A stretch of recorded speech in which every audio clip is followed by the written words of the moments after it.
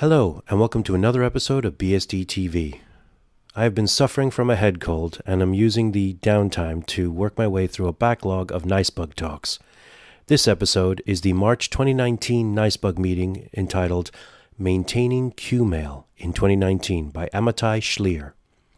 This informative talk covered a number of very interesting topics, including strategies for dealing with legacy code, maintaining your own email server in a Google, Apple, Microsoft world, and user group codes of conduct. He also touches on a previous video topic, Blacklist D, by Nicebug's very own Christos Zoulos. I will post a link to that informative video in the show notes. As always, this video was streamed with the help of Scale Engine. The folks over at Scale Engine have been helping us and others spread the word of BSD-related topics since 2008. Enjoy. Hi, and hi, Internet people. I'm Amitai. I was last here 5 years ago, I think. Before I had moved away from New York, my wife was doing a PhD in Indiana. And since then, we've gotten married, moved back, had a child, and live in the suburbs. So that's a change. But so this is my excuse to occasionally get out of the house and come into the city, so thank you very much for having me. Thank you. Yes. And I'm also here, as you can tell from the title of this talk, from outer space, from an alternate timeline where this happened, maintaining qmail in this year. No, actually I'm from Earth, and I'm doing this, and I have been doing this. And it's strange but true, and that's what the talk will be about. But it's not only about qmail, it's just the details are about qmail, but the generals are generally applicable, and I'll try to make them that way. And I had a lot of fun and have a lot of fun with this, so hopefully some of that enthusiasm comes through and rubs off on you for whatever you actually think. So, goals for this session. One goal, even though this is mainly a talk, if you brought a computer and you have package source or want to get it and want to try installing qmail, you can. I will pause and help you get it moving as it gets stuck. It uninstalls cleanly, and you can remove package source thoroughly, so it's safe to try. So that's an idea. If anybody's interested in that, just wave your hand. I don't see a lot of laptops though, so I won't worry about it. So that's one goal. Goal number two is why, as a non-alien human Earth person, do I do this? Why do I spend time on this? What has changed since 1998 in the world of qmail? Because not a lot, except everything around it. And given all of the things that I have worked on since then, what am I thinking about next? First of all, everywhere I speak, I like to ask this question. I don't know what the right answer is, but I like to ask. Does this meetup have a code of conduct of any kind?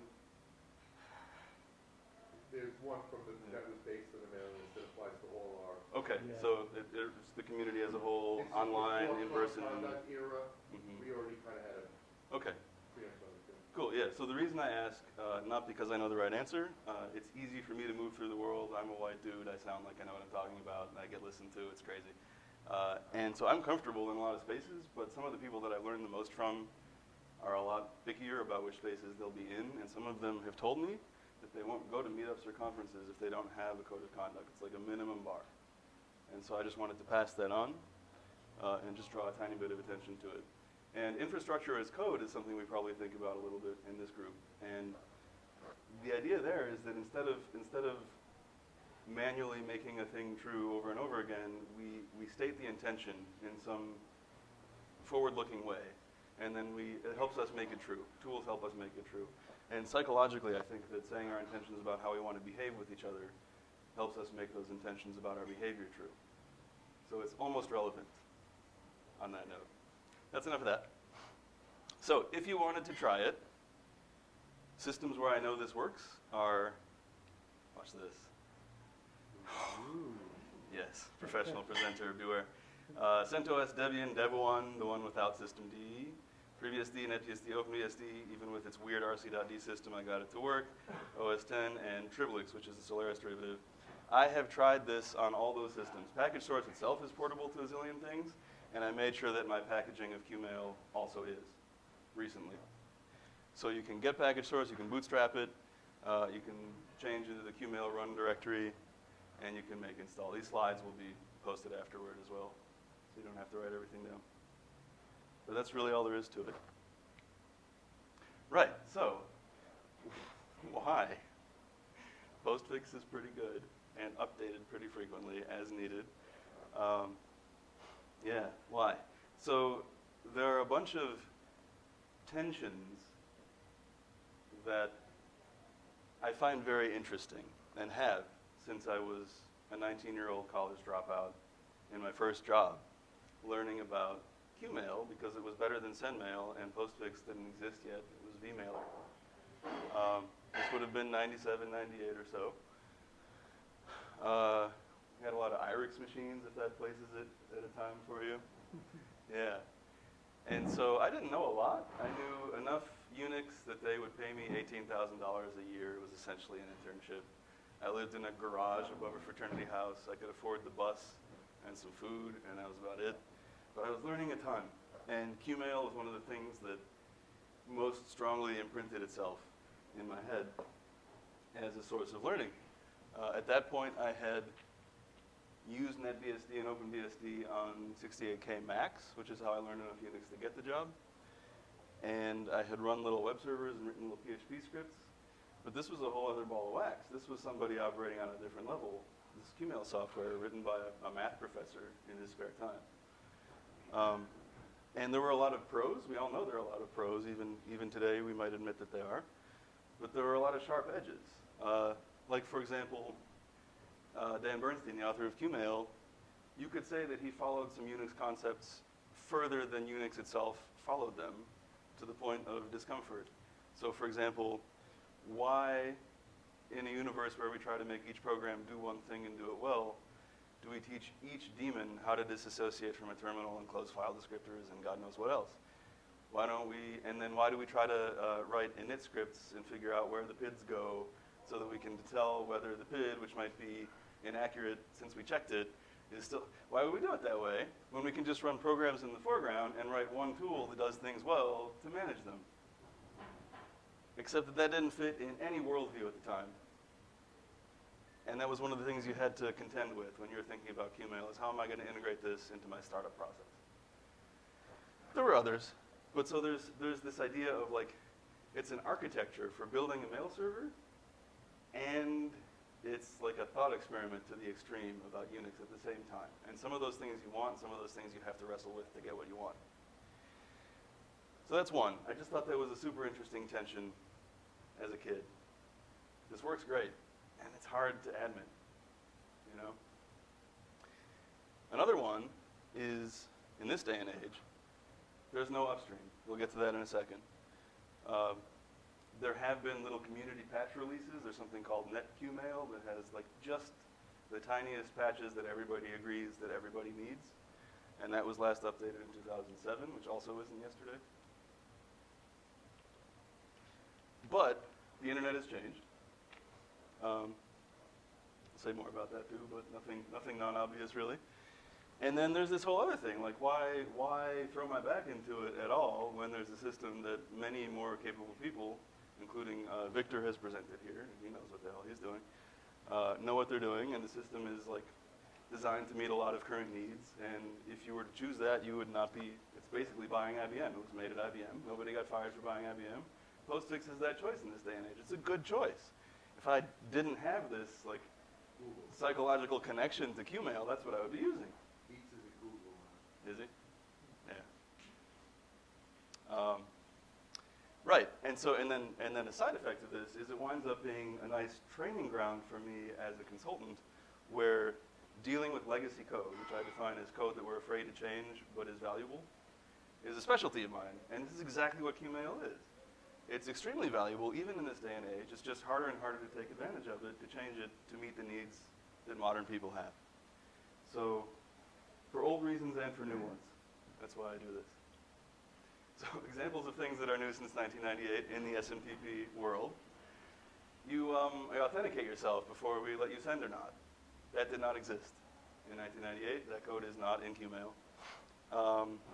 We probably encrypt before we authenticate when we're sending, and we want servers to opportunistically encrypt with each other when they can. and there was no such thing available at that time. Spam, qmail was already kind of starting to be bad at that point. It was notorious for not validating the recipients during the SMTP conversation and accepting mail if it was responsible for the recipient domain, only to find out sometimes it had to bounce. And then spammers would use this with like a false sender address, and you wind up sending a bounce somewhere that it can't go, or to somebody that never sent it in the first place. Notorious for this. And that was in '98, and it's only gotten worse. What hasn't changed? That tarball. It's the same. Checksum is the same. It's the latest version. That's all we got. Wow. Right. So, an important thing happened some years later. At this point, I was a package source developer, and qmail was one of the packages that I was responsible for because it was better automated than what I had done as a 19-year-old in my first job. And because the right idea was passed along to me, I figured out a way to harmonize things that had previously not been harmonizable. One is, if you were on the qmail list back in the day and you wanted to get help with your qmail problem, whatever it was, they would want to know, first of all, they want to know exactly how you set it up. And second of all, they wanted to know that you knew exactly how you set it up before they would even help you.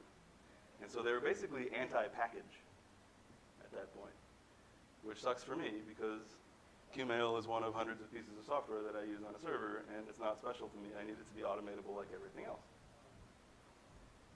So I wanted to have a qmail that would be in the path following like the community agreed instructions for installing it so that you could ask for help later.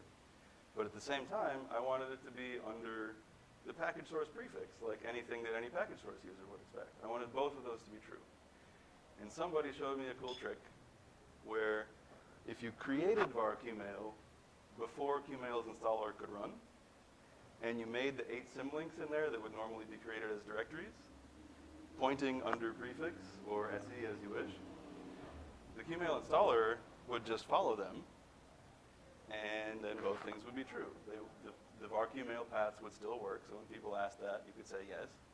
And stuff was actually physically binarily installed in user package or user local or whatever you chose. Yeah. Yes? Yeah, not qmail. Both, though. Yeah, like you could let qmail be the way it was, but have it the way you wanted it. And so you could also deinstall and have the binaries be removed, which hadn't been true before July 2004, because they weren't actually under where the packing list said. There were pretty good rc.d scripts at this point, where you could start the qmail system itself, the SMTP service, the POP3 service, none of it encrypted or authenticated, thanks. And they were pretty good, and you could say things in rc.conf, and the services would start at boot time in a totally normal way. You didn't need like the whole BJB worldview. You could use the package source worldview. And so I actually posted this to the qmail list and said, hey, so I know you guys don't like packages, but how about this one? And they were a little testy, but eventually they said, this is kind of reasonable. You don't have our blessing, but we're not going to argue with you anymore. Basically, that's what it was. Yeah. Like I had made an acceptable effort. And I also put something in the packages that said, if you need to ask for help, ask me first, so that we can rule out that it's package source before we bother those guys. Right, so that thing, that 2004 commit, which is big, and I linked to it in the slides. There's like a long rationale, and there's lots of details, and so on and so forth. That gave me the feeling that it is worth investing in this, because I just made it way better, and now I can think of way more reasons that I can make it better on top of that. It was a positive feedback cycle. Sometimes I wish it hadn't been, but it was, so I'm in it. Yeah. I'm skipping over some history. Any questions so far about this? Yeah, all right. So skipping ahead a few more years. In 2007, I presented at Package Source Con. I think that's the one where I came back like right off the plane and talked about it here in 2007. But so I presented at Package Source Con about the state of the qmail package. And it was pretty decent for the time. Net qmail, the community update, had been recent. There was a pretty commonly liked SMTP auth patch and a TLS patch, both for incoming and outgoing. And so they had been recently updated, and we had both of them. Somebody had combined them easily so that I could just apply one, even though they would conflict. They didn't have to because I could just get one. And again, this is as a packager. This is things I have to be able to automate. There are patches now for different kinds of SMTP recipient checking, because you really need to be able to reject things when you can. One of them was a blacklist, bad recipient to. Another one was a whitelist. No, another one was qmail's own recipient checking logic, the delivery logic, brought forward into the SMTP service. That's real recipient to. Written by a colleague of mine at Case Western while I was there, actually. And then qregex was like a more general purpose thing of write some patterns about things you don't want. And each of those we had a patch for them, but you could not apply any two of them together. You got to pick one. Unfortunate. But you know, we could represent that truthfully with the package option system. We could say this is a set of three, you get one at most, pick one. It was possible to build a binary package. This is a whole other discourse here. But it was only useful on a machine where you had built it.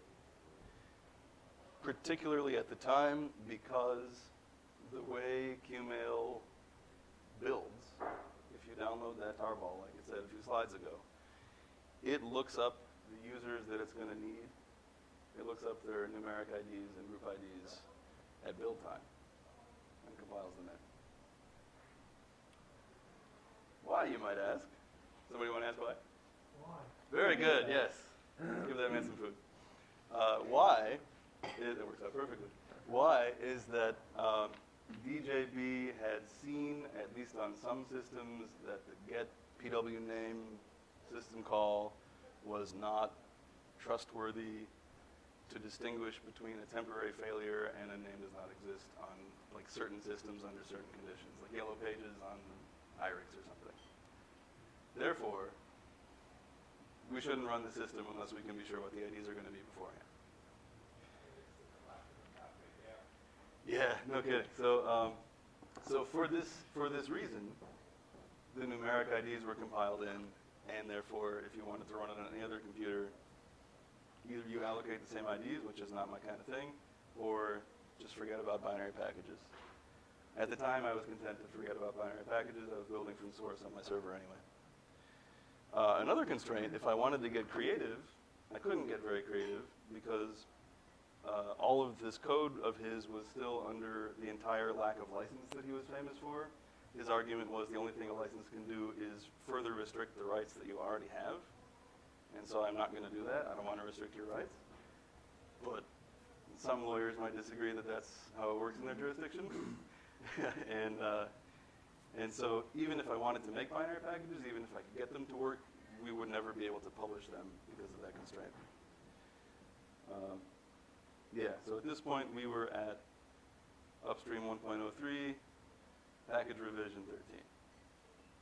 I thought that was a big number at the time. What a child. Yeah, so in December 2007, DJB went on the record in some video explaining that he would be putting all of his software under the public domain. Not all at once, but he had this intention and he would be carrying it out.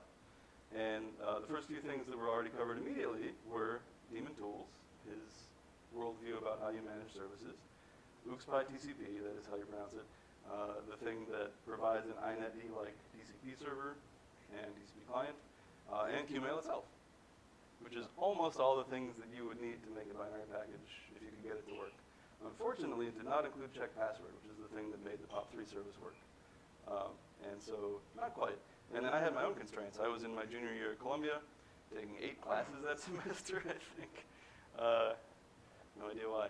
And then a couple years later, I was working at Morgan Stanley, effectively the same workload, and just never had time to take advantage of any of this. In my first semester of senior year, the hard drive on my server crashed at the worst possible time. A relationship had ended. It was during final exams. I hadn't gotten the private loan that was going to help me get to the end of this education, and the hard drive crashed. And I had all my university email forwarding to it. So is the final in a different building tomorrow? I need to be able to hear.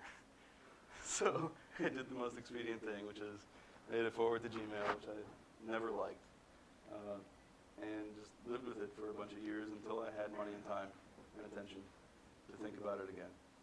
And this time, learning my lesson, I like having root. I don't like being responsible for hardware, so panics. That's what I did. Along the way, I did a little bit of package source work anyway, which is that we were moving in a direction that I think OpenBSD ports already had accomplished by that point. I think OpenBSD called it fake, where you install into like a parallel temporary tree, and then and a binary package is made out of that, and then that's what's installed. And that way you can't lie to the system about what's part of the binary package. Everything's a binary package. So we were moving in that direction in package source, and I did a first version of supporting that, and I thought it was correct. Yeah, and then 5 years later, when we flipped the switch and made it so that all packages are binary.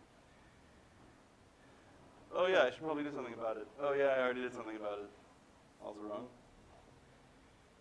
Right, so I feel like did I miss a slide?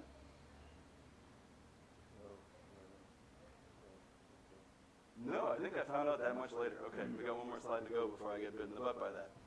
Nice. So 2017, coming up on recent, there was a patch that somebody wrote for qmail 0.96, which was, I don't know, in 95 or 96 or something like that, 97 maybe, where if you were a person who was willing to trust the results of a getPW name call, then you could have qmail look up its numeric IDs at runtime like any other system would. And so I ported that forward to what we had in package source.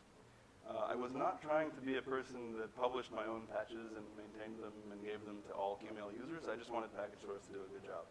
So I committed it right under the patches directory in the qmail package. Right. Then I found out from a friend who was trying to use this that Esther thing had never worked right. So the way that this happened is he was trying to install from source on a system from scratch, and it did not work in any way whatsoever because there was no queue. The qmail queue was not present. And I never noticed this because on the machine where I run my email server, that used to build source packages before this Esther thing happened. And so the queue was already there, and the format hasn't changed in 20 years, and so I was just lucky to still have it. But when he went from scratch, the binary package never initialized the queue, so he didn't have one. Oh no! This has never worked for anybody, but because I have no users, it's fine. Right, so now I had a user. The quick fix was there was a tool called qfix that somebody else wrote using a lot of the code from qmail's installer. And I just added a dependency on it and scripted it to run after install, and it was okay. Not correct, but okay. In the same month, there was a more thorough form of this fake Destler idea, where in addition to building it to like a subdirectory, a root kind of a thing, it also could build as a non-root regular unprivileged user. So you only need root to do the install, not to do the package. And we didn't have that yet for qmail, but here I really did write a patch. It was a Destler patch where it was a combination of that getPW name patch and some other things where we did not have to create those users and groups until we actually ran package add, as opposed to during the compile. For building it or For building it. For building it. Yeah. And so at this point, there were no longer any hard-coded IDs. We didn't have to pre-allocate them. They would be created as needed at runtime, at package add time, and the system would look it up when it was running. These are binary packages that worked. And so I got far enough here, I had a thing that I could package add like anything else.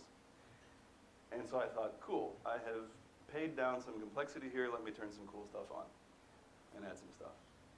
So I didn't list all the options, but send a rewriting scheme was one of them. Yeah. Right, so taking advantage of the fact that like the users and groups behave like they should, qmail always had a built-on config file of what do you want to name the various user accounts and groups for the qmail system. And now we could make that something that's passed through to your mk.conf. And so you could say, I want to call them other things, and that would also work. And in the quarterly release, the first quarter of 2017, so 2 years ago now, there were binary packages of qmail, and they worked for some very, very basic use cases. Like, authentication would have been fine, and encryption opportunistically from server to server would have been fine with some sites, but not Gmail, for example. I'm Yeah. not asking you to, like, basically do anything miraculous here, but what was the reason to still have BJB no license on check password? He just hadn't gotten around to it yet, and this is going to come up in a slide pretty soon. I never understood that. I didn't get it. It isn't now. Yeah. So at this point, from 13 to 24, that's a bunch of revisions. I had no idea how far down the rabbit hole I was about to go. So it's May 2017. I finally published a patch. It's tiny. There's a patch called qmail-q that is part of netqmail, where you can say, instead of mail being accepted and going through the regular qmail-q program, you can pass it to a different program with the same interface and filter it or reject it. And this is effectively the same thing for when we're sending email out of the system. Instead of using the default qmail remote program that does that, you could use a different one under some conditions. And I used that to test some things, and so I thought, this is a tiny patch. It's the same idea. All right, I'll post a patch on my site. It's on my site. And here I am sliding down a slippery slope.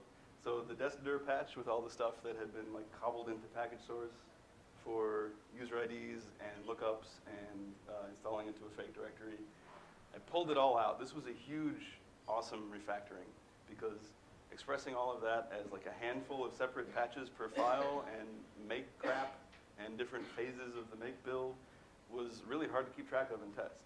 And I managed to pull it out into one purpose-specific, standalone, all of qmail, doesn't interfere with anything else at the same time patch that anybody could use, whether or not they intended to build a true package source, whether or not they actually wanted to use different IDs at runtime, they could still install it into a destdir with this patch. It's a nice patch. It really helped me out a lot to get it out of package source to its own thing.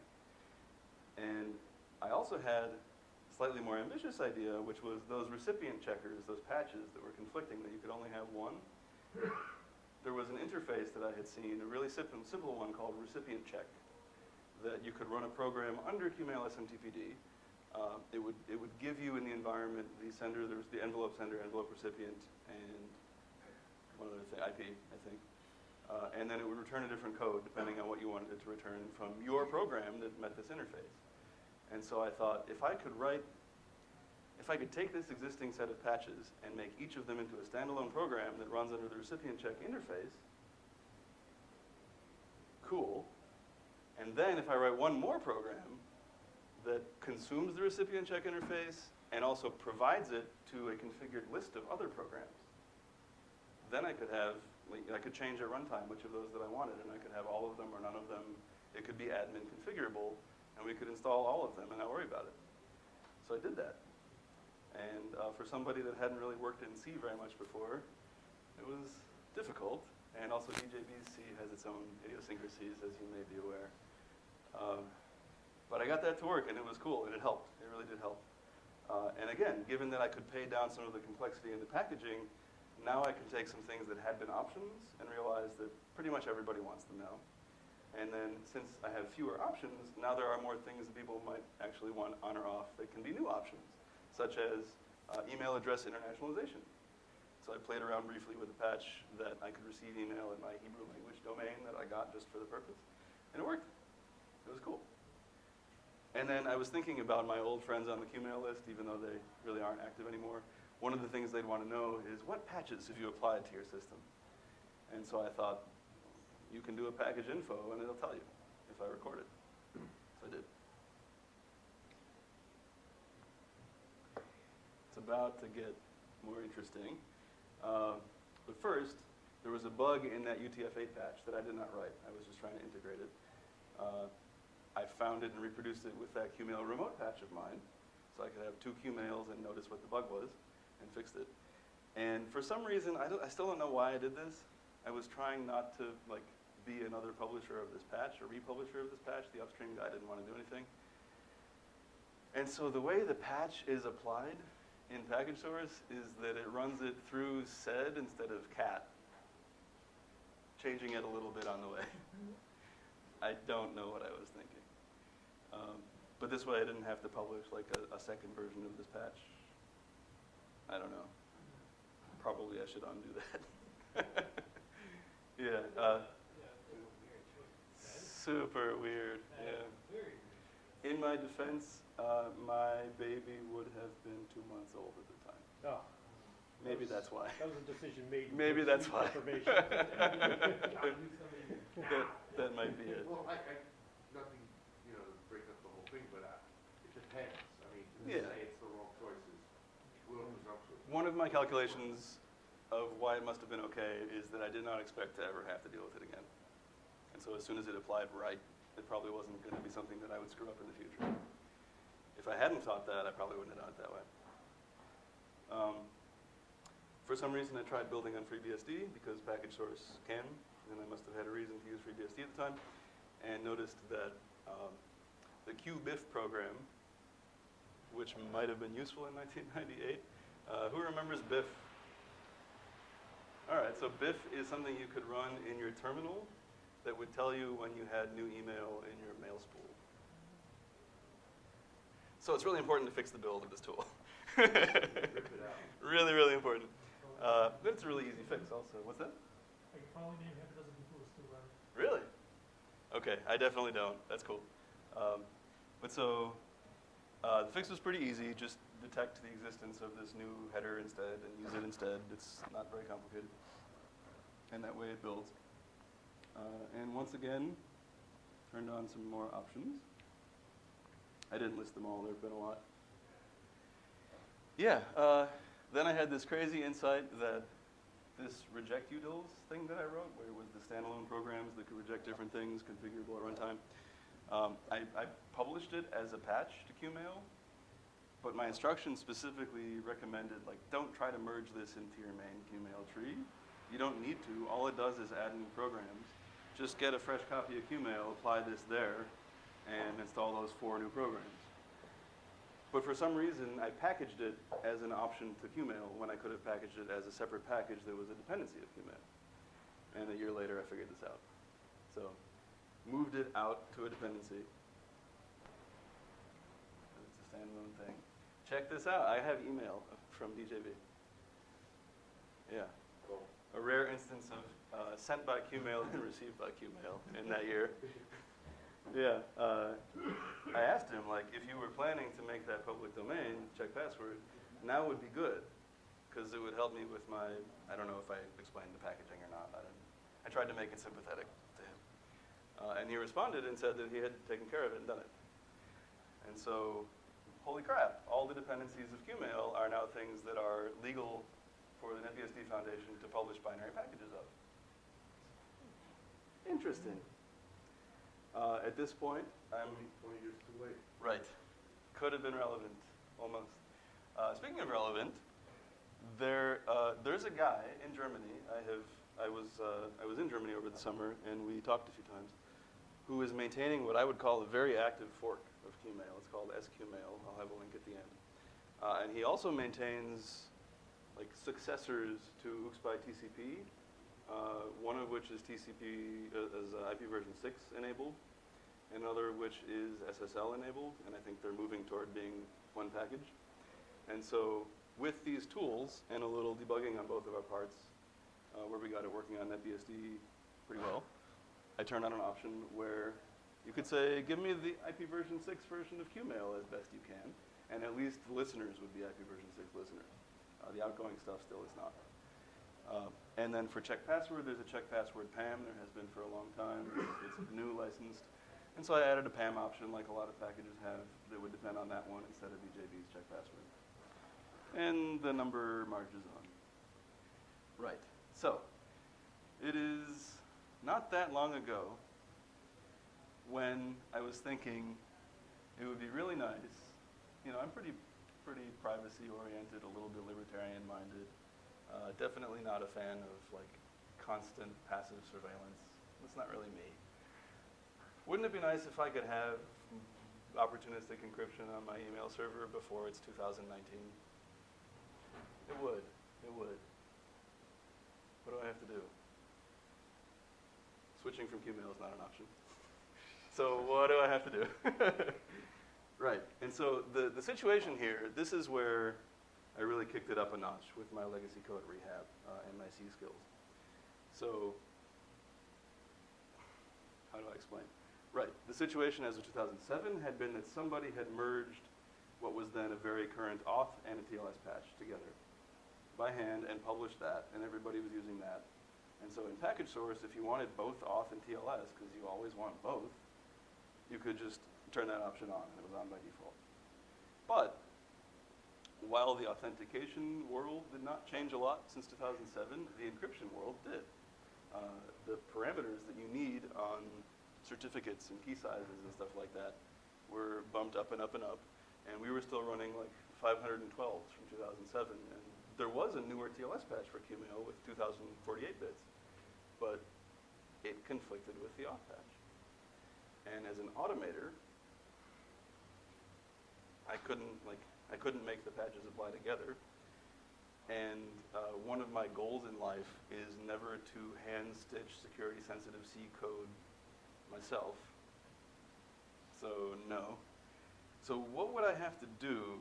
Right, so I tried just like, again, I think with said, bumping the key sizes of the old patch to match the new patch. But that wasn't the only reason that Gmail wouldn't send or receive from it. There were other parameters of TLS that changed as well. So that wasn't enough. So I thought to myself, like, what would have to be true so that the auth patch, like to get authentication and to get encryption, they couldn't possibly conflict. And it would be easy to apply this TLS patch to code that hadn't had to be patched to get off in it. And this is, we may take a brief excursion here to look at some pictures, but I came up with something and I published a new set of programs. It's kind of a companion to the reject utils, which help you not accept other people's email you don't want. Accept utils is for making sure your email gets through, starting with authentication. And properties that it has, again, it's published as a patch, but it encourages you not to try to merge it into your tree. You can do it in a separate tree because all it does is add a few new programs. You compose them into your existing TCP server invocation. And all of a sudden, you can authenticate to SMTP almost exactly the same way that you could authenticate to POP in 1998 using qmail's existing design, which was quite nice. I merely extended it so that it worked for auth. And as a side effect of this, like as a side effect of the nice architecture that I copied, there were new features that could be controlled by users in the qmail system. So I think we'll take a minute and look at this.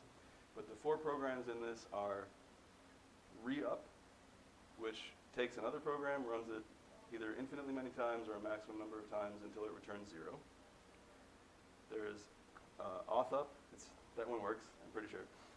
Auth-up, which takes code from the popular SMTP auth patch, but also takes code from qmail pop3d, and basically makes them parallel to each other and variants on the same idea that auth-up can support either POP if it's asked to or SMTP if it's asked to. And what it does is speak just enough of those protocols to read, in the POP3 case, if it's relevant, user and pass, and parse the results and hand it off to something, or to read auth login or auth plain and parse that up and have a username and password and hand that off to something. The thing it hands it off to is check password, whichever one you use. I think I noticed a security bug in qmail of 1998 in the course of this, which is that, say you're running POP3, because in 1998 you might have been. If you happen to know the root password, you could log into the POP3 service as root, even though the intention of the design of qmail pop3d was that it would never run as root, that it would always run as the authenticated user who shouldn't be root. And even though that was inconsistent with the idea that one of the first things you do when you install qmail is we're never going to run the local delivery agent as root, so where do you want root's email to go? Pick an unprivileged user. So you would be able to log in as root, which you probably weren't supposed to be able to do, and then you would always see an empty mail there because there would never be one. And I think that was true in 1998. I discovered it in the course of this project. So I wrote a tiny tool that runs the first thing that check password runs, which is that if check password succeeds, and it's going to run another program, that's this program, check not root, which says if the UID here is still 0, holy crap, something went wrong, bail out. And the code that it returns in that case is the exact code that check password returns if authentication fails. So you can no longer use qmail pop3d, or in this case SMTPD, that I actually care about, to dictionary attack the root password. You'll never know if you got it or not. And I think that bug exists in qmail. Yeah. Right, and then the real tricky program that took me the longest to finish and I needed the most help from most people was this fix SMTPIO program that sits in between the TCP server process and the qmail SMTPD at the end of it. Because qmail SMTPD is designed to be the first thing that talks to a network. It says 220, hello, I'm an SMTP server, how are you doing? But if you've already authenticated and you're running it as a child process, which we'll show in a minute, then you can't say 220, that's a protocol violation. You have to say 235, go ahead. And so how do I change qmail SMTPD to say something different when the design goal is to not have to patch it at all? And that's that you write a filter program that sits in between. That's what this is. And then I realized as soon as I had that design idea, there were other things I also needed it to do. So let's see if we can look at, yeah, right. So again, in summary, before we look at the pictures, accept utils gives you authentication without patching, only with new programs, which means later that the TLS patch will have nothing to conflict with. It means one of the things you had to do for auth with the popular patch was that you had to set UID root the check password program because of the way that it ran strangely. We'll see the picture in a second. Arguably, with my design, because it's qmail's original design, the security properties are better, and it gives old programs new features. So this will be fun to look at some pictures for a second. Let's do that. Yeah. Right. So here are some pictures. I will explain in a moment.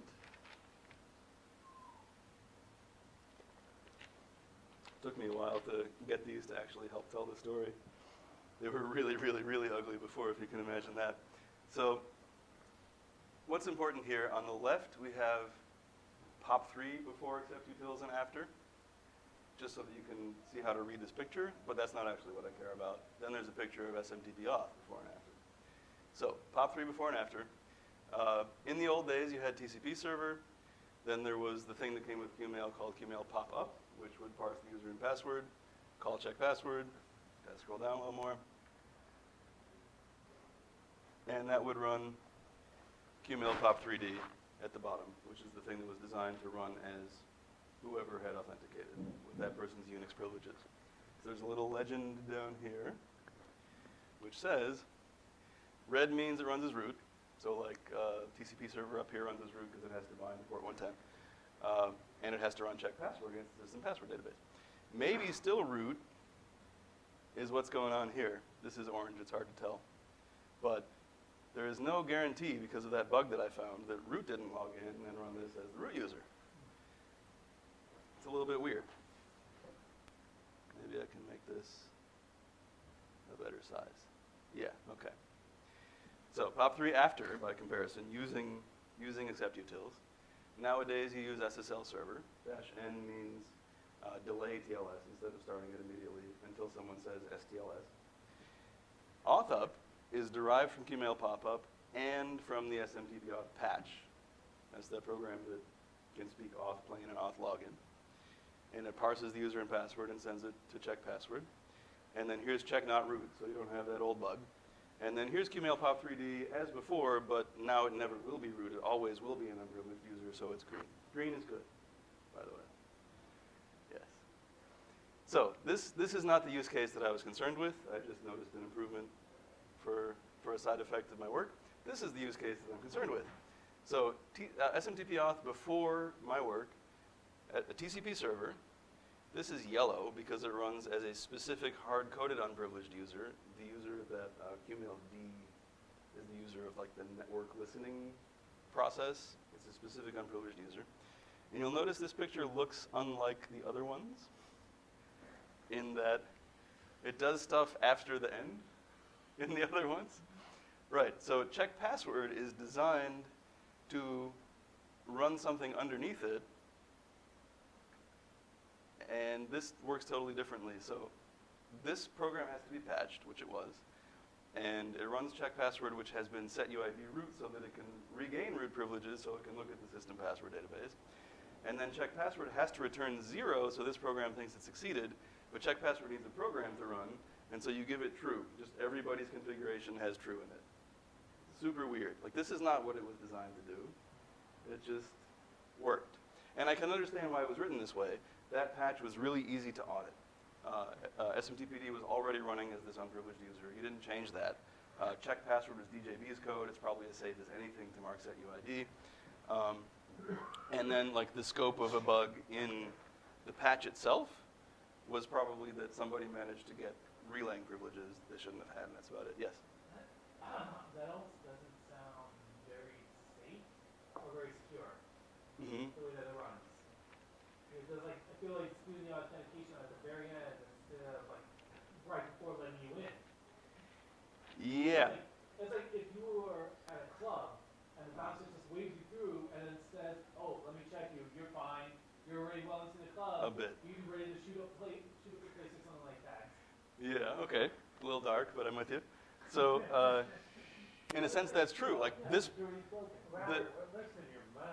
yeah, right.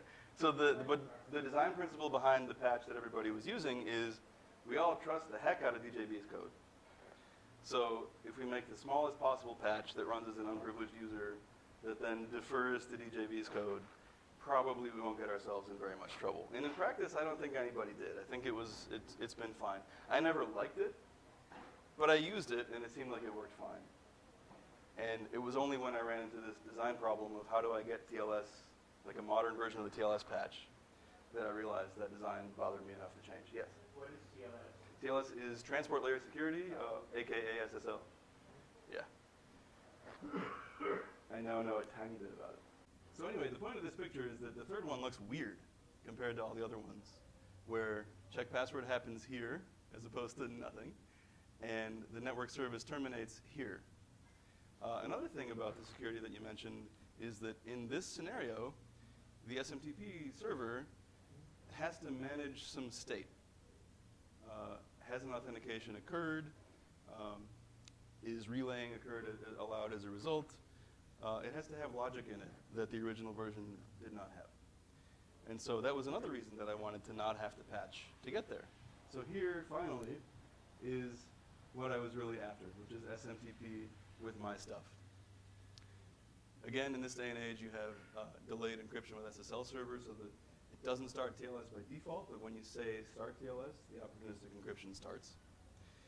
There's re-up that runs auth up to 5 times. There was a behavior of this popular patch that you would get 5 chances to authenticate before it would disconnect you. And I figured that could be a separate program, so it should be. And I took that capability out of auth up and into re-up. That's why it's the thing that runs another program some number of times. Auth up we mentioned before, it's the same one. Now it's doing SMTP. Check password is DJB's. Check not root is that thing that if it's user ID 0, make it look like the login failed. And here we go with this proxy, the thing that sits in between, so that by the time we run this totally vanilla, unmodified SMTP component, authentication has already happened, which is not how it was designed. And so we filter out the banner, we filter out some other things, we set some environment variables, and we look at the return code, the exit code, because we have to be able to pass success or failure back to this to see if authentication failed, or this to see if it needs to rerun it again. And so this handles filtering the I/O, both the requests and the responses, and mapping the return codes to check password. So this by far was the most interesting program that I learned the most writing. And what do you get for it, other than this pretty picture? You get features that are now user-controlled that did not exist in qmail before, because the SMTP server used to run as like that hard-coded unprivileged user, and now it runs as you. And when it runs as you have a couple new things. So there's this component called offmipd, old-fashioned mail injection protocol daemon. This is DJB's prescient way of explaining there should be something called mail submission, because it's slightly different than other things. Port 587 is maybe a familiar way to talk about it. So this is what he would suggest you run on port 587 in this day and age. And it came with a feature in 1998 where you could have one system level database of rewrite rules, and it would change the sender or whatever it was that it was going to do. I've never actually used this feature. But because that OFMP process at the end of that chain now runs as whoever authenticated, you can write this tiny shell script and let users have their own database and rewrite their own emails as they're submitting them. That was used, if I remember correctly, because lots of cases you were running a subdomain for mail, and you wanted to move it back to the main domain name. So if you had mail.domain.com, that's where the rewrite rules were being used. Does anybody remember this? I do remember that. I'm not sure this was the program, but I very much remember that process. Yeah. Okay, 'cause I Yeah. what I'm trying to, this is, again. Like canonicalizing the part after the app. Yeah. Yeah. I'm sorry. Yeah. That rings a bell. I'm not sure if it was this or something else, but Yeah, it could have been. that was a whole headache, yeah. Maybe I think you just said that. Just kidding. That's a whole headache too. Yeah. Right, so you get this feature existed in this program, and now because of the things I put in between, it's a user-controlled feature, which in general qmail was trying to do. And so it made sense to me that this would be a good design. A second thing, and again, this is DJB being himself, his email lists have something called qsecretary on them. Maybe some of you remember TMDA from back in the day, tagged message delivery agent. There were things that you could put on your email inbox that if you hadn't received email from that address before, like an auto secretary would respond to it and say, prove to me you're not spam, and then I'll whitelist you. So that's essentially what qsecretary is, defending his mailing lists against spammers, and it never whitelists you. So every time you post to a qmail or any of his other mailing lists, you get this qsecretary notice, even if you posted before, and you have to reply to this one. So somebody wrote some software years and years and years ago called PyMessageAuth that would insert a token in the header of your outgoing mail and look for that header in the auto response from qsecretary and say, I can handle this one automatically and reply for you. You never have to see it. PyMessageAuth was designed in a time when everybody ran an email client on the mail server. And so it would work if your only interface to it was like a sendmail wrapper. That was the interface that it provided. But if you're on your phone or your iPad or whatever, it's no longer applicable. But hey, I have a place to handle some stuff in the message submission process now. So I did a tiny bit of patching and refactoring of that Python code so there was a new entry point that instead of, you could still use it as a sendmail wrapper, God knows who does, or you can use it as a regular Unix filter. And it does the same job. If it needs to add one header before it copies the whole message through, it does, and if it doesn't, it doesn't. And then on the way back in, it's the same PyMessageAuth as before. So I just give it a new way to add that token to outgoing messages, and all of a sudden, it works with modern email systems. And so when I post prolifically to the qmail list talking about the work that I'm doing, I never have to see a qsecretary message, no matter what device I send it from. And so even with a very small change to PyMessageAuth, it works in new situations that it never worked in before, and it's modern in a way that its author was never going to bother with. And this is just the side effect of the architecture that I came up with.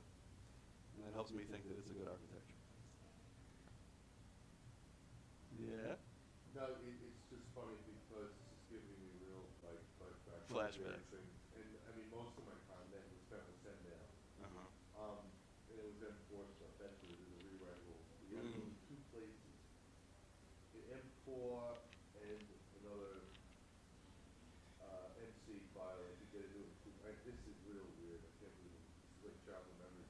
Well, the other thing was is that when it came to spam stuff, Mm-hmm. spam was somewhat of an issue in 98, 99.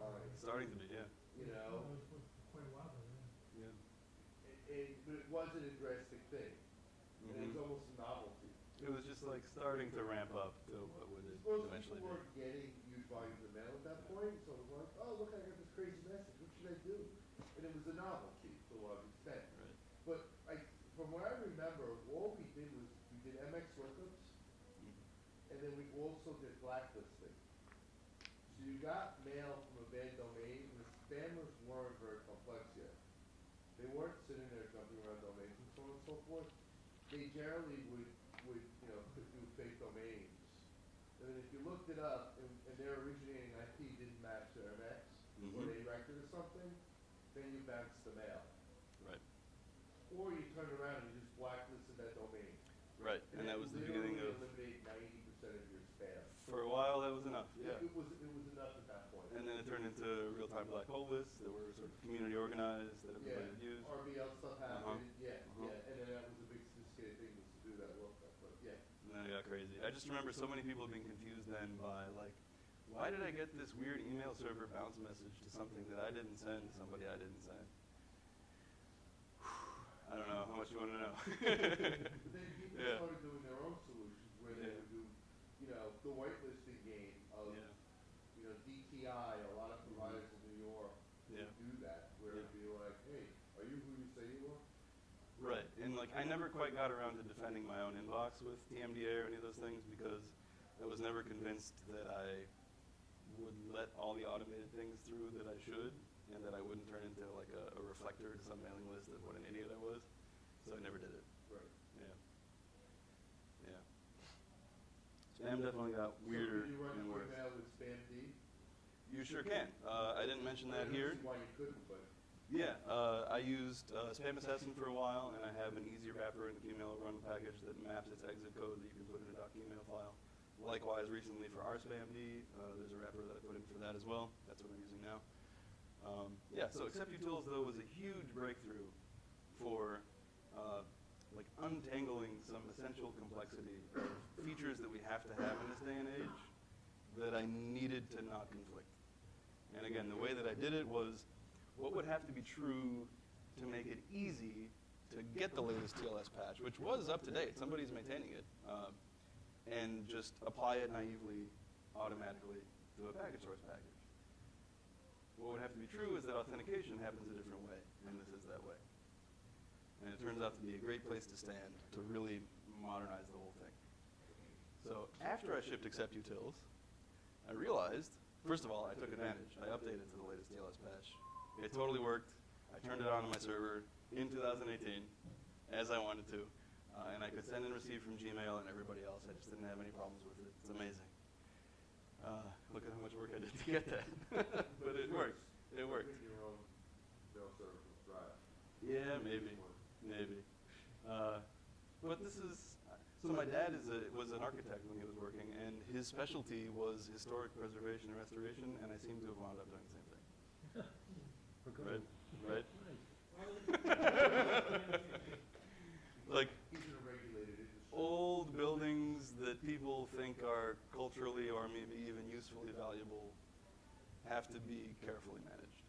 And that seems to be what I'm doing here. I never thought about it that way until recently, but boy, on the nose. Right. Yeah. Yeah. So one thing I noticed, having shipped Accept-Utils, gotten it out the door, it works, it's in production, it's on my server, it's in package source. I removed the auth patch, which is why the TLS patch was easy to update. I don't need it anymore, that's not where auth comes from. Then I noticed, so hang on, I have this program called FixSMTP.io. It sits in between the client and the server. And its job is to filter the input and the output. And what about encryption? I think what I have to do in this program is be an SSL terminator so that I can see the input and the output because I'm going to have to munge it. This turns out not to have been a ridiculous idea Because in that picture, remember it was running under SSL server now. SSL server has this mode where there's a beautiful API called UXPy TLS that a couple of people came up with around 2003, 2004. You get 3 environment variables. One of them, they're all file descriptors. One of them is like the control file descriptor that you can write to say, now would be a good time to start TLS, please. And then the other 2 are which file descriptor should I read from instead of 0, and which file descriptor should I write to instead of 1. And it tells you, does it for you. It's super nice. So that's the only reason that I did this. Like if I had to write some encryption code, I would not have done it. I'm not that smart. But if I can use an interface to something that does it correctly in its own address space, privilege separated even, and I just have to say now is good and get my own logic right, okay, I'll do that. So I did. There are 2 different places to add it. One was in the authentication program, the one that parses auth login and auth claim. And that's the one I did first because it was easier. And at this point, I no longer needed stunnel at all in my qmail setup or in the package source qmail. You know things are weird when you're relying on stunnel. And at this point, I didn't have to anymore. Yeah. Then I was thinking, okay, that wasn't so bad. What about incoming SMTP? Smart guy. It's a little more complicated in that case. I know on port 25, I'm not going to be having to deal with authentication because I have separate services. But I do have to deal with, there's like a bunch of different states that you have to get right. When an SMTP server that offers TLS responds with its capabilities, it has to include star TLS in it. And then when you issue a star TLS, you're supposed to clear the state, and then the client is supposed to ask for capabilities again, and it must not include star TLS this time, because you can't say it a second time. For example, these are some of the states that you have to manage. So I was able to add this to my proxy program pretty easily, because the SMTP service runs as a KID process of mine. And so when the client says start TLS, and I'm supposed to clear the state, I can just say, give me a new one, and then filter the first line again. And it totally worked. It was awesome. Like this is clearly a good architecture when I can be very, very sure that the state of SMTP is clean because I started a new process to do it. That worked super well. At this point, I didn't need both halves of the TLS patch anymore. There were 2 halves. One is for email from qmail to other systems, has to be able to negotiate TLS with those. And another is for receiving email from other systems to me, where I have to be able to let them negotiate with me. I just implemented that. So that half of the patch from upstream, I don't need. And at this point, I was comfortable publishing patches if all I was doing was deleting some of them. So I deleted that half and published the half that I still needed and used only that half in package source. And as you might guess, I have a goal of deleting both halves. Also at this point, I noticed that Postfix, for example, puts in the headers which cipher, how many bits, all that kind of stuff. There's a header for what was negotiated between the hosts. And so I wanted to have that in email messages that I sent or received. And so I added something, again, as a regular Unix filter that adds one line, that if there were negotiated TLS parameters, add a header with them. And that works both for submission and for incoming. It's a tiny little program. Yeah, we're coming up near the end. Right, so a couple transitions here. Early on, I mentioned that there was this recipient checking interface that somebody provided. It was very simple. It was enough to write those various SMTP rejecting utilities and have them be composable at runtime. But I was thinking about gray listing and what I would need to get that to work, and the recipient check interface was not sufficient. You could only return like permanent failure. You couldn't return a temporary failure. So I looked around, and there was this really cool plugin. Gen2's package had it, and in spite of that, I thought it was a good idea. And it's this really nicely written plugin system for the qmail SMTP server that you can intervene like any event, any part of the conversation, cause it to return any kind of a message with any kind of a code. And it's totally isolated, and it's like doesn't conflict with anything. It's really nicely made, and it's been around for a long time. And for some reason, when I had looked at it before, it seemed too big. But now I realized this is the thing that I need, and I need to migrate from recipient check to this thing for the stuff that we already have and for my 4 users who are using it. So in reject utils, what I did is that one program that sits in between recipient check and all the different recipient checkers. Remember, it consumes the recipient check interface and provides it. I made it so that it consumes equally well the SPP interface. And so the programs underneath it don't have to learn anything. And so if you just update to a sufficiently new reject utils, it doesn't matter what you run it under, it works fine. And maybe later I'll push the transition further, but for now it's fine. Now that I have SPP available, I was thinking I had to write my own gray lister, but I looked around and there was a plugin written for it that was exactly the way that I would want to do it, where you could pick SQLite or plain files or MySQL or whatever, just like exactly the way that I wanted it to work. And so I just added it to package source and put it in the qmail configuration file, comment it out, so that if you want a gray listing, change one thing, you just have it. And at this point also I noticed that because deinstalls were so clean at this point, that there were a few places that they weren't, and I just finished the job. So if you just go and do like a package add qmail, package delete qmail, there's nothing left on your system. And likewise for qmail run that has all the scripts in it. We're almost at the end. Yeah, so here I am, it's December 2018. I'm thinking in the next quarterly release of package source, I have some awesome stuff. I want to make sure it works everywhere that it could possibly work. So I went around setting up, I don't know, 12 virtual machines, and I noticed on OpenBSD, I was checking an error code to see if an error happened, and that's not what I should have checked. And so that fixed OpenBSD, and I updated that patch. At this point, I'm thinking about sender policy framework, and there was an SPP plugin for that, again, that worked the way I would have wanted it to work. Had to fix some IP version 6 portability stuff so that it was as portable as package source was, but I put it in. I tried running the rc.d scripts on FreeBSD, and FreeBSD's shell needed continuation characters. NetBSD's also worked with them, so I added them. I'm sorry, are Yeah. other MTAs checking SPF on their own, or are they relying on? I think in general, those are features that are like they're compiled in. Like postfix probably links with libspf2. That's my guess. Yeah, I think so. I haven't dealt in a while. I'm curious. Yeah, I think typically those are libraries that are linked in, and then they're part of the central config file. There's ways to deal with spam D. There is, but Mm-hmm. actually, even just for enabling lookup, we just dealt with the SPF walk stuff. Is anybody familiar with that? Where you basically like all of the pain in the ass mail carriers, we're changing the IPs they're coming from every time. Oh, it traces it all the way down.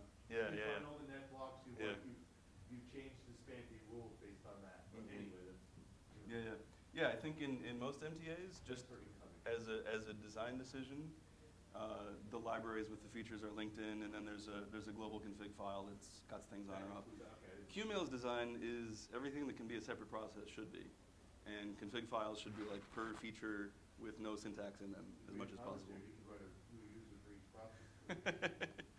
I heard about that one. Yeah.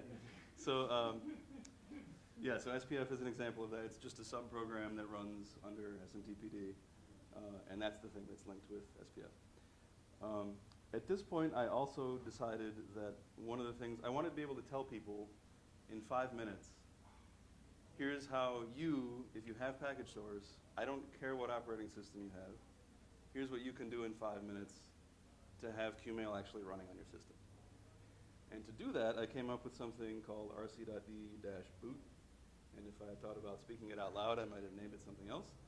But this is just a package in package source that knows about increasingly many boot styles. So to begin with, it knew NetBSD and FreeBSD. Then I got it to work with sysv init, both the Debian and Red Hat styles. Then I got it to work with systemd, because that exists. And no opinion, just observing. And I tried to get it to work on Solaris with SMF, but package source itself got in the way because package source has the concept of an init system, and it's not super well developed. So either your system's init system is rc.d, which is the default, or it's SMF, in which case it doesn't even install the rc.d scripts. So I didn't get far enough to get it to work on Triblix and Solaris and all that, but it works on a whole heck of a lot of really common systems. And what it does is it adds a startup item in each of those systems, whichever is the one that you're actually having, that looks at rc.conf, runs rc order, sees what's on, and starts it as like one weird startup item in your system's regular boot process. And so this gave me a way to say in 5 minutes, like make install and qmail run, and wait for it to compile, and then reboot. And those things will be on. Oh, also works on OS 10. Yes, of course. Right, so here we are. We made it to the 4th quarter release of package source. And I actually looked through and collected my changelog because I realized this is big. I should probably write a blog post finally about something. And I collected it, and the blog post is linked here. But I was able to say in 3 sentences, maybe I could have saved you all a lot of time tonight. I could say in 3 sentences what was new in Q4 over Q3. And it's these 3 things. qmail run, which is kind of a meta package that gets qmail and a lot of common configuration that you probably want by default. Gains, TLS, SPF, up to version 6 in a lot of places, SMTP recipient checks, and many other sensible defaults. Most of the qmail related packages, including the new ones in there, like the gray lister and the SPF checker, I have made sure that they work on a whole lot of package source platforms, including making them portable myself where necessary. And 3, rc.d-boot, this new thing that I wrote, will integrate probably into the common system that you have. So that whatever you install from package source, be it qmail or anything else like dovecot, if you said yes in rc.conf, then on your Debian system, dovecot will come up. And so in 1 sentence, this is how I summarized it in 1, it's probably easy for you to run qmail now. Why? There's more. Thank you. So again, that's the state today. There are many sensible defaults. It starts at boot time on most package source platforms, which is quite a lot. And so if you wanted to try it, it's probably easy, which has not historically been true. So again, in summary, how we got here, other than all those details, there were a couple patterns. 1, notice what's annoying me. If it's easy to fix it, automate the fix. If it is not easy to fix it, first figure out what would have made it easy to fix. Do that. And then do the easy fix. I got this idea from Kent Beck, who's one of the inventors of extreme programming. He says, first make the change easy, then make the easy change. And I was thinking the same thing. Like, what would have to be true for someone else to have already solved this problem? And then I'll take the easy change. And the second way of thinking about it is invest in simplicity. Look for where the complications in this packaging are coming from and pay them down. Pay down the debt, remove things. There's a lot of things that were removed. If you look at that blog post, it starts with removed. And then it ends with all the features that were added. So figure out how to get what you have with less. And then when you get dividends on that, spend those on the new features that you want. Reduce the complexity and use that to buy the stuff that you care about. So I've already made a few changes. Q1 will be coming out soon for package source. I added something called a meta package, which includes rspamd and dovecot and a bunch of the Python tools and a qrepair tool. So if you go in there and say make install, you'll have like probably a mail server that a person could run. It's, it needs some configuration, but not a lot. In the tiny weird details section, if you happen to run your system clock instead of on UTC in atomic time, which I think you have to go to some trouble with the Olson time library to get it to do that, but some people who are really time weenies do that. The qmail package is now internally consistent with EJB's other tools about that. Big news, yeah. And then one more thing. Most of these things, like all the parameters that you want to configure, you can configure in rc.conf. And in this quarter, you'll also be able to configure the specific TLS ciphers you want to offer in there. So we've come a long way, baby. What's next? I've started working on Blacklist D, which Christos talked about here a few years ago. NetBSD has this, FreeBSD has this now. It's a generic library and daemon that integrates with the system firewall. Yeah? I'm totally confused by that. Yeah. I should finish, I'm sorry. No. Yes. No, because Blacklist D doesn't rely on what the actual daemon is. It just relies on a particular daemon to protect. It just relies on listening for Unix network socket, right? Yeah, the integration is simple. simple. I could be listening on, port 995 or 587 or anything, regardless of running a mail server. Right. It's useful for any kind of a network service where certain kinds of connections might be too many, and then you want the firewall to dynamically say, So what ratchet does it that mean, down that for a while. support for qmail? It means, the SMTP auth patch, the one that I borrowed from, had code that you can try logging in up to 5 times wrong with a 5-second sleep in between, and then it disconnects you. But there's no rate limiting past that. And so if you wanted to, for example, say, like, 5 failed logins is too many from that IP, block it for an hour. Blacklist D does that if you tell it the right information. Right, but So that's all I have to do is it link with doesn't- libblacklist and send it the right information.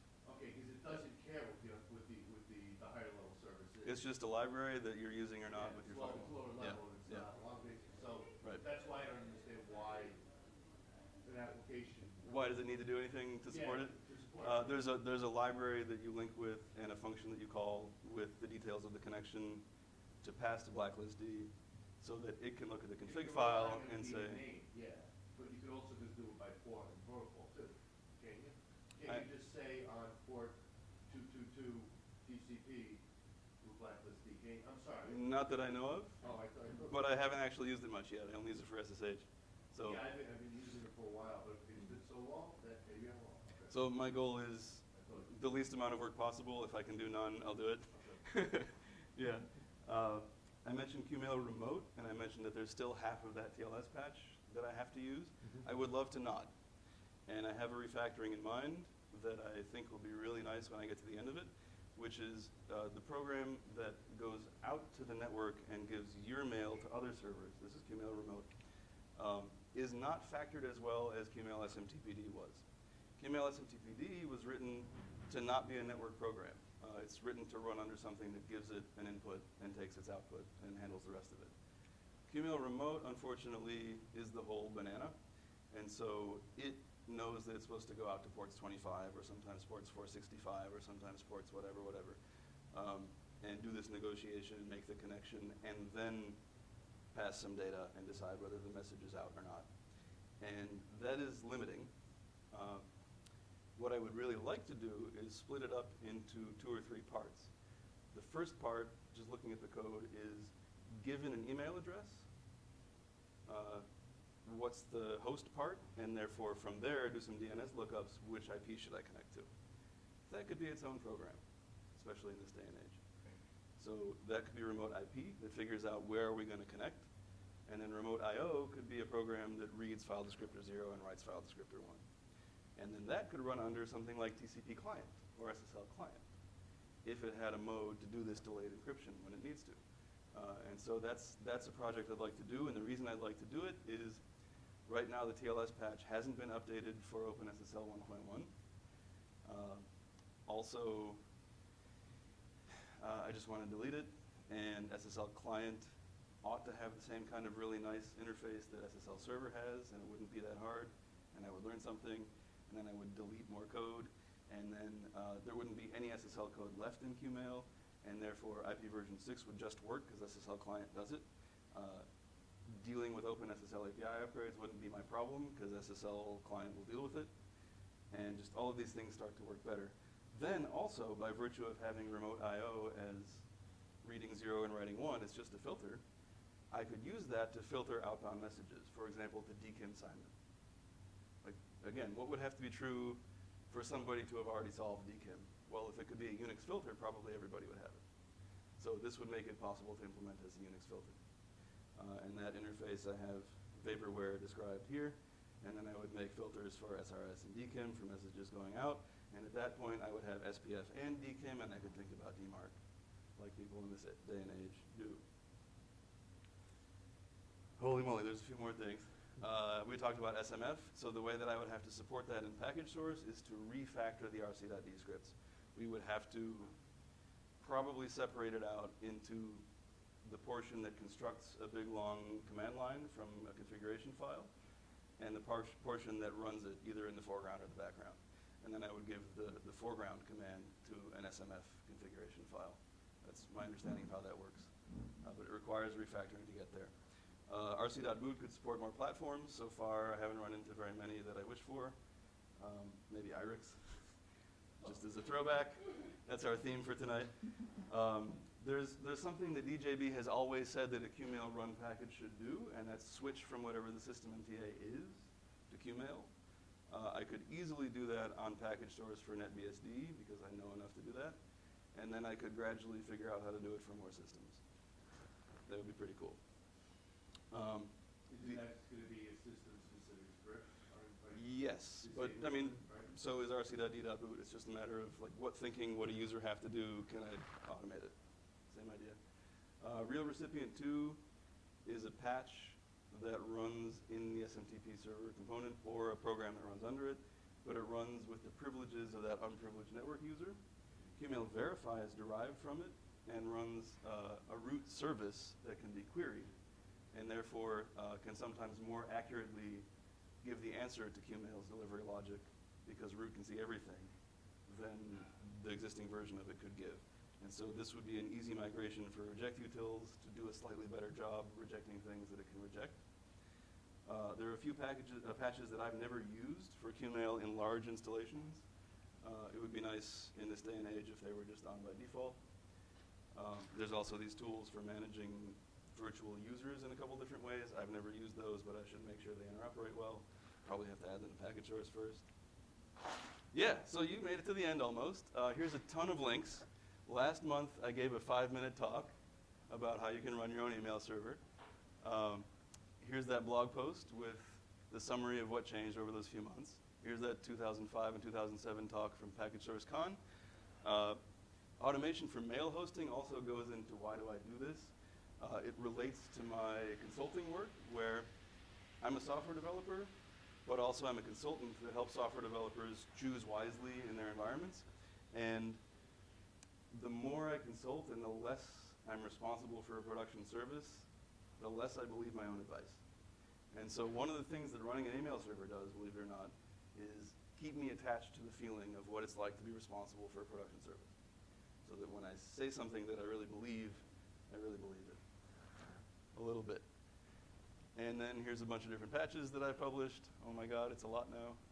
And there's that, the German fork of qmail that I mentioned earlier. Almost done here. So I have a tiny podcast. It is really 3 minutes or less. So if this was too much talking for you, I have a solution. 180 seconds or less. This is about Agile, which is the main area of consulting that I do.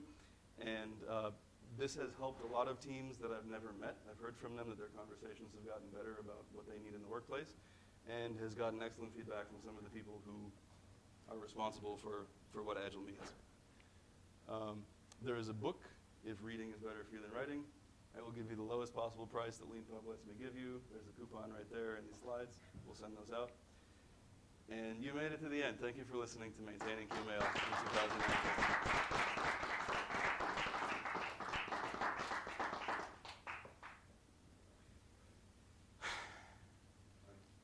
Anybody still want to know why? Actually,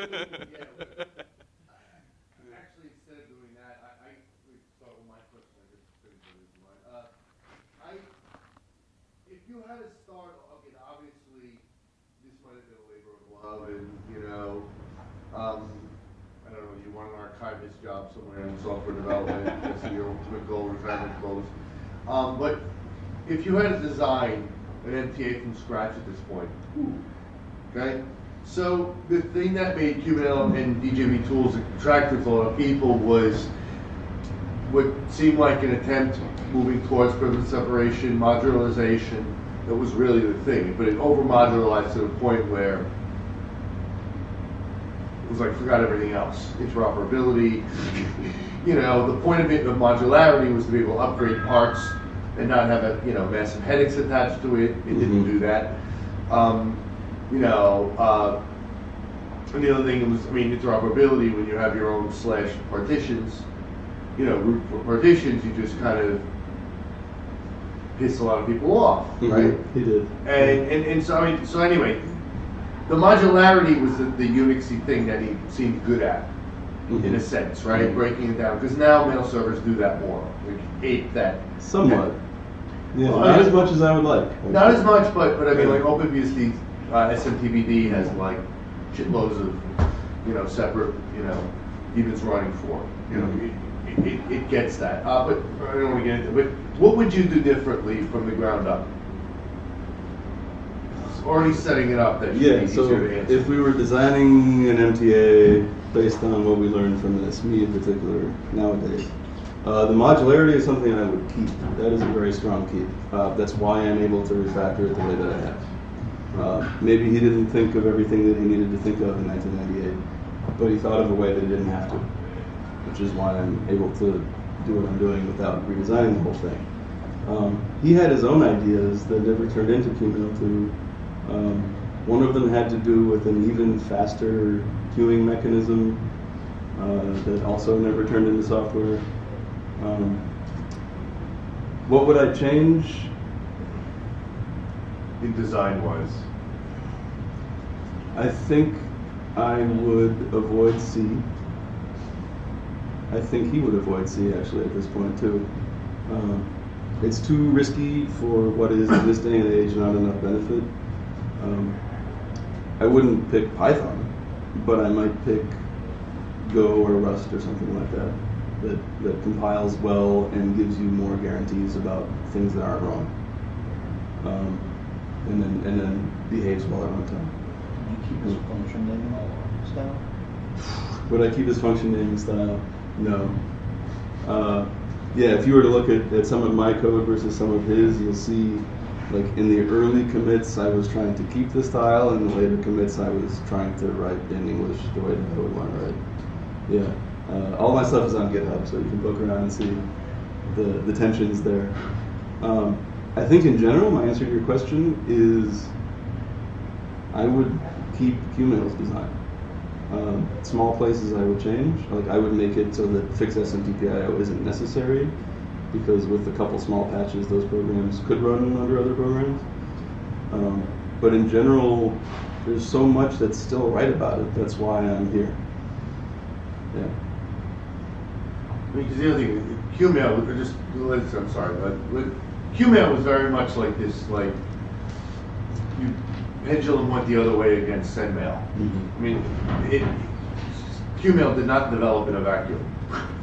It was well known for that. It really very much kind of... It was a reaction to sendmail. M4 scripts, everything that happened in sendmail, it was like, F you, we're not doing it that way. Yeah, you could say, so I mentioned my approach here was what would have made it easy for anyone else to have added this feature by now. And I think DJB was thinking about what would make it easy for nobody to have been possible to write that bug. Sort of a related idea. And then write the software that way, so that the bug can't get in. Yeah? Slightly, not quite the same question, but why do you think this ended up falling on? Not why did you choose to do this, but why did it fall on the individual? Why isn't anybody else doing it? I mean, is it the licensing and how that impacted it? Why did people move away from this? Yeah, so why do I seem to be the one that cares about this and it hasn't already been cared for? There are people who do. There's Dr. Hoffman in Germany with his fork, and he's really invested, and he does some cool stuff, and I borrowed a lot of code from him. And there are a couple other forks that are just not as good. The licensing challenge was a big noise that drew a lot of people away early. It's no longer a concern, but nobody cares anymore. The rough edges of like the file system layout, the service management, the idiosyncratic C, like everything that was an interface to a shell script, he nailed it, and everything that was an interface to anything else, people thought it was weird. C programmers thought the C was weird. Unix administrators thought the service administration was weird. And so all of these things, like, you had to really like the parts that you liked to justify dealing with the parts that you didn't. And I think it kind of it sowed the seeds of its own demise from the beginning, because it's so opinionated in so many ways that for somebody, like, everything is a rough edge for somebody in the system, and they're different things. Mm-hmm. I worked for 6 years at qmail, down the street, at least until very recently here. And at that time, I never really dealt with the guts of the system, but I was told that it was qmail, Mm-hmm. and that Fred Lindbergh, who was the CTO, Nice. was a collaborator with DJB, and there was DJB influence all over our code base. I never saw the qmail, but I did see like CDBs, things like that. So I'm wondering, do you know of, like the companies that are using qmail for, for like email delivery, or still? I think at this point, there was a time, and DJB's web pages haven't been updated since then, when qmail was the most heavily used MTA on the internet. It was a long time ago, and he has not. Never. Okay, he had some data to support his claim. I don't know if it's true or false. I don't know how I would know if it's true or false, but for a while it was a big deal, and even if you weren't running it, you knew about it. And some companies would brag about it. They'd have a badge, or they'd explain why their service was so good. They were running qmail. In this day and age, it's not gone. I think a lot of companies still have heavy investment in it. In fact, I have a legacy code rehabilitation exercise that's based on the idea that our company that we all work at together is running qmail, and we want to make it easier to deal with. I'm sure that it's still out there. I'm sure companies are still relying on it. It's a nice architecture. It's less of a mail server and more of a mail server architecture. It gives you all these pieces you can compose into whatever functionality you need for the most part. And so it's not something that's a differentiator anymore that anybody would brag, but I'm sure it's not gone. Yeah. Just out of curiosity, how many people here have run qmail in production? Nice. Okay. Almost half. About half, including school. Yeah. Huh. And how many are still doing so? Well, that's a loaded question. Define Okay. production. Is there my workplace current stats on MTAs? I mean, like, people are scanning the internet looking for which MTA says MTA, hello. It's standard to lie now. You can't tell. You first thing you should do is set your MTA to lie about what it is, Yeah. so you can't take it. And that's been true for a long time. Another challenge is the general Now, I don't know if it makes any centralization. sense to do it, but it's what I people do. don't know if that's, I mean, I don't know if we would get survey results that were representative, and I also think that who runs a mail server at all is getting more and more concentrated. It's harder and harder to do. That's one of the things I'm fighting against here. Is like right now, you as an individual person with personal email, this probably works okay for you, but I couldn't recommend that a company do this yet. You need too much expertise, and I'm trying to get to where, if it's possible, that the package source packages have enough defaults of all the things that a person needs to know to run a service that operates. And it's a tall order, but that's where I want to get to. the reality is that you're looking at a closed mail system. I mean, you're looking at a system where Gmail talks to Mac.com, that talks to Hotmail, that talks to Yahoo, Right. to GMX, into, Runbox. And then if you're not part of that, getting in is getting harder and harder and harder. Right. There's a moving target, because they're all whitelisting each other. Whatever. They don't care about SPF. They don't care about anything. They know the IP blocks. It's anybody on the outside sending or receiving. Okay? Because even receiving from them should be easy. But I mean, there's a recent problem we had where we couldn't receive from them with SpamD. Maybe this has been going on for 6 months now, but basically, if every time you're talking to SpamD saying, "Hi, can I deliver mail?" and you say, "Oh, come back because we don't know we don't have a whitelist or anything on your IP," and then they come back next time and they have a different IP. And they have a different, and every time they're trying to do a delivery, they're changing their IP. When does the mail come through? So it's not even just sending, it's receiving. I mean, this has been another discussion I've had once again, because I'm involved in running mail for a bunch of different domains and separate entities, and it's a nightmare. It is a nightmare. It is. You have to be a provider. I mean, and smaller providers are getting killed too. It's not a great situation. I mean, my personal efforts with qmail are an uphill battle. Running a mail server of one's own is an uphill battle. Even if you manage to interoperate, half the emails winding up on Gmail servers unencrypted anyway. What's worth winning here? But I think what's worth winning here is a decentralized internet. And I'm not willing to stop trying. Even if this is a stupid way to solve it, I'm still willing to try. Great. Thank you. Cool. Thanks.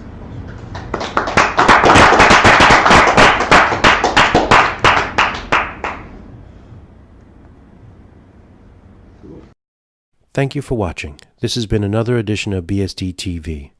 If you like the BSD operating systems, please consider donating to one. Thank you.